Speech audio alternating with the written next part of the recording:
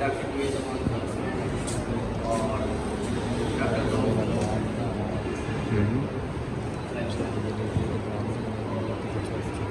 Doctor وہیں ہمارے سرگودا کے بہت مشہور ڈاکٹر عابد صاحب کا بولا ہے کہ اگر کسی نے اپنی ہومیوپیتھک میں کسی نے 3 میڈیسن کا عبور حاصل کر لیا، سلفر، کیلکیریا کارب، لائکوپوڈیم، تو وہ کبھی بھی خلاف نہیں ہوتا۔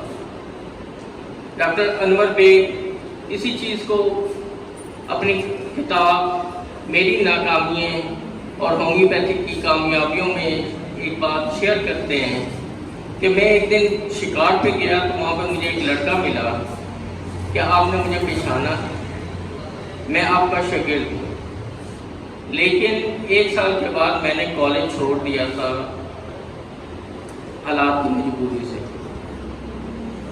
تو ڈاکٹر صاحب نے پوچھا تھا اچھا آپ کیا کرتے ہو؟ کہنے لگا میں اپنے علاقے کا مشہور اور کامیاب ہومیوپیتھ ڈاکٹر ہوں۔ تو ڈاکٹر صاحب نے پوچھا کہ آپ کیسے مشہور اور ہومیوپیتھ اور کامیاب ڈاکٹر ہیں، جبکہ آپ نے اپنی اسٹڈی بھی پوری نہیں کی، کہیں سے سیکھا بھی نہیں؟ کہتے ہیں آپ نے پڑھایا تھا کہ سلفر تینوں میازم پہ کام کرتی ہے، تو میرے پاس جو پیشنٹ آتا ہے میں اسے سلفر دے دیتا ہوں، تو میری سکسیس کا اپنے علاقے میں سب سے زیادہ ریٹ ہے، میرا پیشنٹ سب سے زیادہ کیور ہوتا ہے۔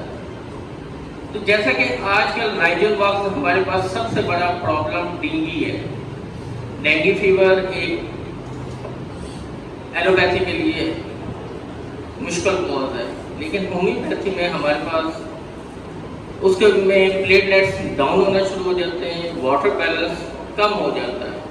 تو ہمارے پاس فاسفورس ایک ایسی دوائی ہے جو ڈیجنریشن کو کور کرتی ہے۔ اس کے علاوہ فاسفورس کا احاطہ اور اس کی باؤنڈری اتنی وسیع ہے کہ وہ کینسر تک لیور کینسر تک لے کے جاتی ہے اور حیرت انگیز طور پر پیشنٹ کو ریکور کرتی ہے۔ اور ہومیوپیتھی ایک آرٹ ہے اور آرٹسٹ اس کو خود ڈیزائن کرتا ہے۔ تو ہومیوپیتھ جتنی دفعہ ایک دوائی کو پڑھتا ہے اتنی بار اس میں مہارت حاصل کرتا ہے۔ ایک اور بات، میں اپنے کلینک